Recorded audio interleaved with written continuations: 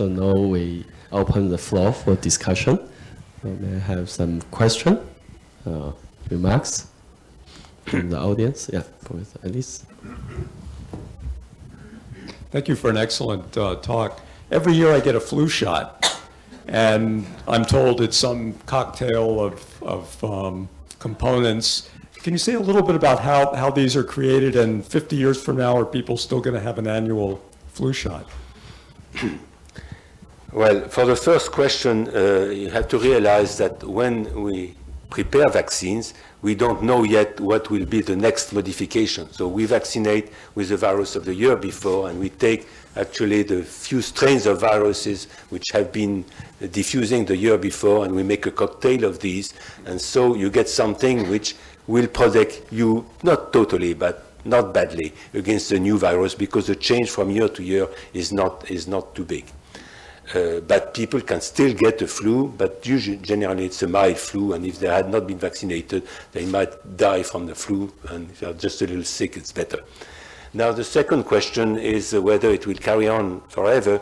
There is a lot of work done to try and find a vaccine that would work for several years, to try and use some part of the virus which does not change every year, which would remain stable. So that should be a vaccination. It's probably that will be able to be found. Sometimes people say they found it. I'm not sure yet it's true or not. Now, to protect against the very big epidemics where it's a virus which comes from birds, that may take a little longer. But it's conceivable that we find a good vaccine against flu which will protect for good. But we don't have it at this point. Thank you. Okay. Other question? Why are birds more susceptible of creating new, of being the host of so many new, virus?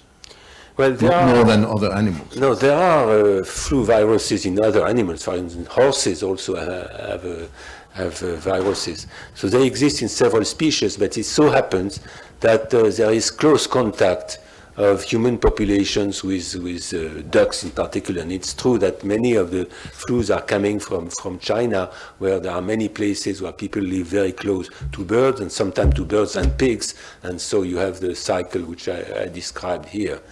But there are also flu viruses in the others. But otherwise, it's just like that there are many strains of viruses. But they are not all susceptible. In some cases, they don't die from it. But in some cases, it can be terrible. If you have an avian flu virus in élevage, when you in chicken farm, it can kill all the animals within a couple of days. It's very, very transmissible, contagious. Yeah. Yes. Thank you very much for your talk. I'd like to address the last point you made about a modus vivendi, and it seems like there's two ways we should be on guard. One would be new infectious diseases, but another is the recurrence of old ones. And I'd like to focus on the second point, because if I understood the talk, when you have a microbe or a virus that is only housed in one organism, like smallpox, we can really think about wiping it out. But when the microbe or virus is spread out in lots of different organisms, it seems that we're then against the power of natural selection, because we're going to have mutation, and it's going to be mutating and changing at all times. And so are you saying that we really should have a strategy of response and containment, because in these cases, it's just improbable that we could ever wipe it out? Oh, you're perfectly correct. The only cases where we can hope with the present techniques to eradicate a disease is when it is only in one species, and this has been done for smallpox. It was hoped to do the same with poliomyelitis, but because of problems in different countries, the vaccination program could not be completed, and so there are still some countries where you have poliomyelitis. It's eradicated, quotation mark, from certain regions of the world, but it's not totally eradicated. You could have the same for measles, for instance. So some of these diseases may disappear completely. But those which are carried in one form or another by several species, then at this point it doesn't seem to be possible, and this is why it should be stay on guard. Peter. Well, thank you very much. A wonderful talk. I just had a question. Interestingly, it was about polio. I mean, obviously, it's the lack of immunization that's partly responsible, but are there any changes going on in polio that would mean that it will be harder to treat in future if it's not eradicated? No, there are no changes. Polio is not really changing. The problem which exists is that you can have some recombination with some other types of enteroviruses, which can result if you use the live virus, the live poliovirus for immunization, then you could have recombination with the other types of viruses and make something which in turn is dangerous. But the problem with polio is really if you can eradicate it by vaccination, you should be safe. Other question? Thank you that you have explained to us so detail about the causes of the origin of this disease. But what you have mentioned, to my feeling, is that it's mainly about the natural, just like the dirt already there, and then now we stir it up, then there's some kind of causing us some kind of problem or dirty and become the dirty environment. But you haven't mentioned that. How about this new disease maybe come from a man-made? That is the bioterrorism. And particularly in this day, we can link,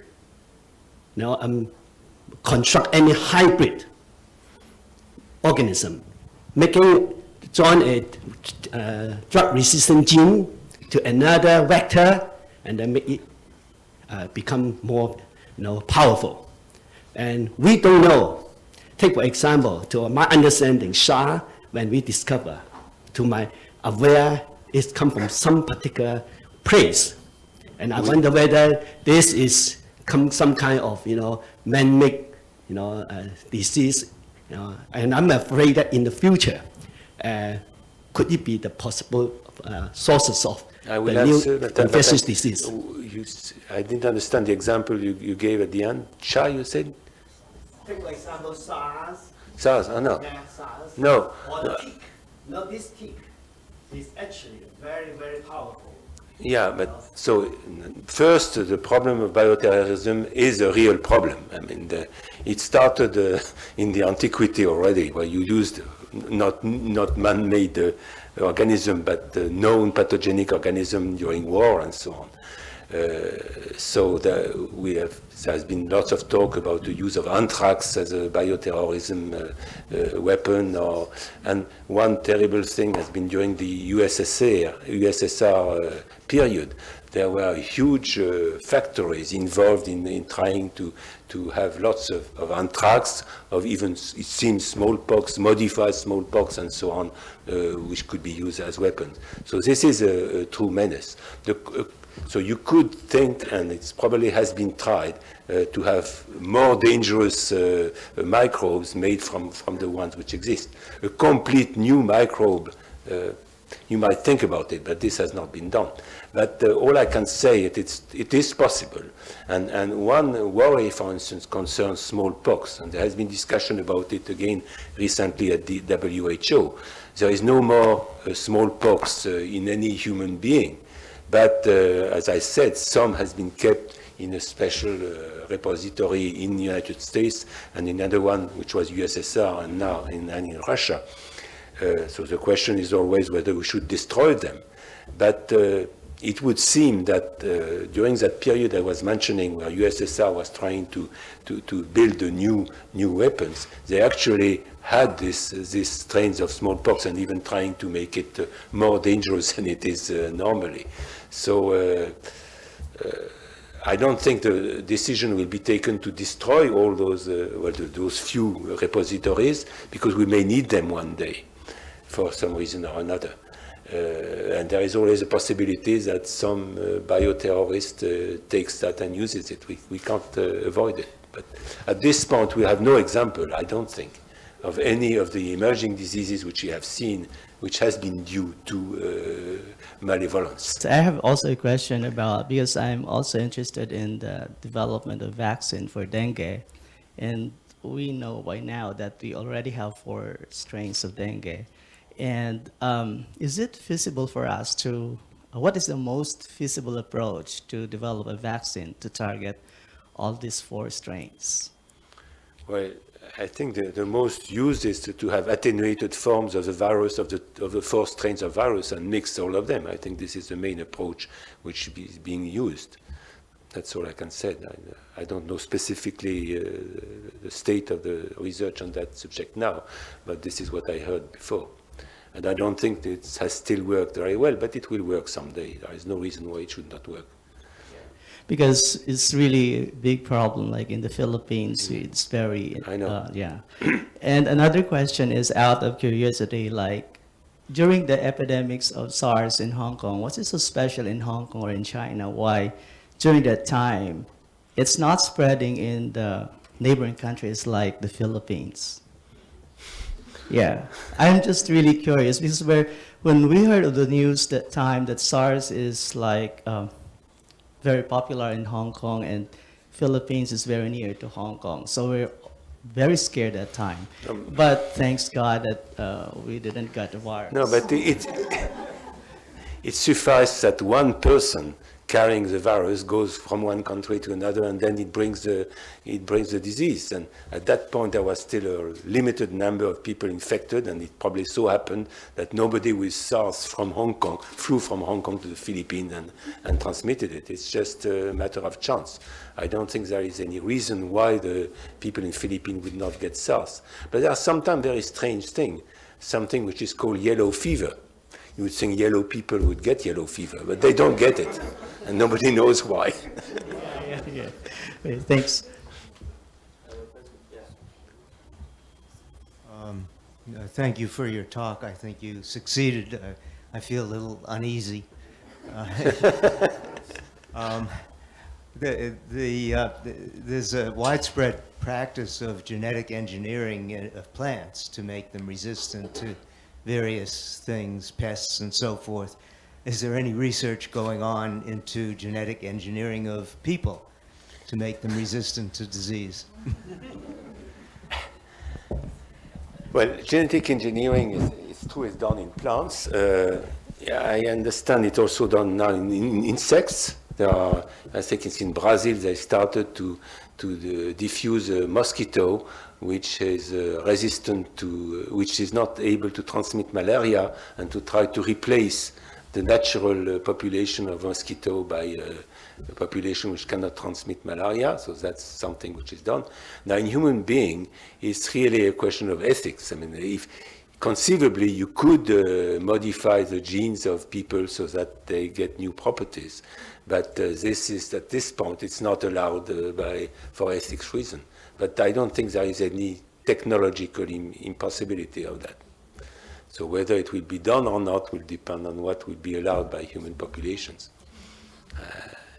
It is done very efficiently in the laboratory with mice. People keep making mice which have different properties to study different phenomena.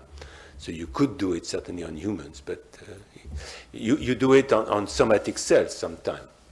But so that you can perhaps cure someone of a disease or something like that. But that will not be transmitted in the germline, so the descendants will not have the gene.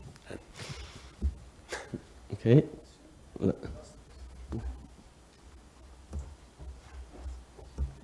First of all, thank you for a kind seminar.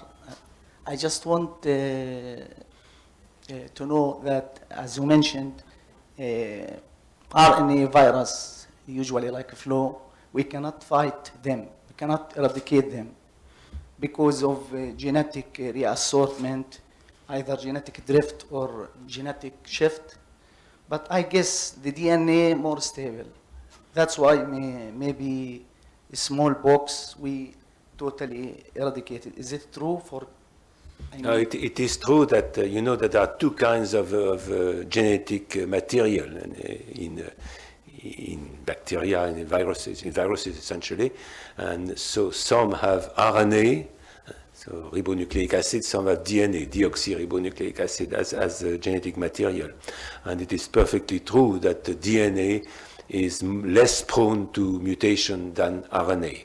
And flu virus is an RNA virus. AIDS virus is an RNA, even though it goes through a DNA stage. So RNA viruses are more prone to mutation and so are much more variable than DNA viruses. Okay, thank you. Okay. Okay. Thank you very much for your talk. Which are you more frightened of, multi-resistant TB, an emergence of a new flu, or just an emergence of a completely new pathogen? I'm scared of everything.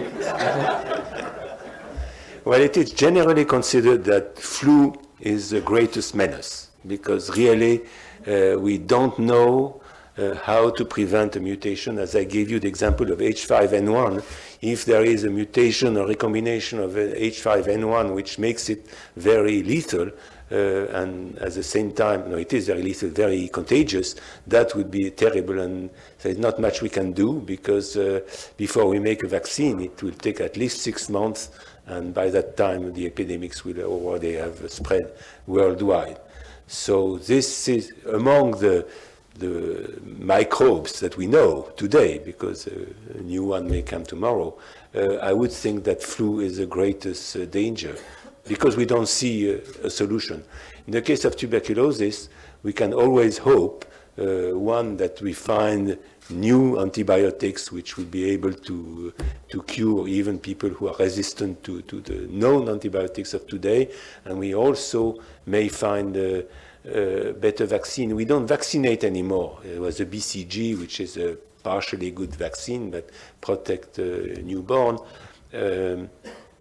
We don't vaccinate anymore because there are some small side effects of the vaccination, and we have the antibiotics to cure when you get the tuberculosis. If there is more and more cases of antibiotic-resistant tuberculosis, we may need to start again vaccination, and hopefully by then have a new vaccine, because many groups at the Pasteur Institute, but elsewhere also, are trying to find more efficient vaccines against tuberculosis. So at least tuberculosis, I would say there would be, we can see what are the avenues where we can find a solution. At this point for flu, I mean, if the mutation happens tomorrow, I don't know what we do. Other question? Please. Hi there, bonjour, and thank you for the talk. So, for your examples of Lyme disease and Legionella, it seems that urbanization and modernization of our lifestyle also contributes to emergence and dissemination of diseases. But then given those were from, say, 30 years ago, in addition to the advances that you've talked about, do you think there's a biggest threat to the emergence of the current emergence of diseases from our point of view in that? Is there a particular new lifestyle that we use, for example, the use of smartphones or whatnot, that is a major contribution of emerging diseases at this era? Well, it's difficult to predict, but what I can say, the more we are on this earth, the bigger the chances that there are diseases, because the more you have a concentration of people, and here is a place where you have a big concentration of people, the more people are concentrated, the more likely they will transmit something to one another by any kind of way. So the main reason for appearance of those emergence is just that we are becoming more and more numerous, closer to one another, changing the face of the earth, destroying certain parts of the forest and so on, and becoming closer to viruses or bacteria which are there and so on.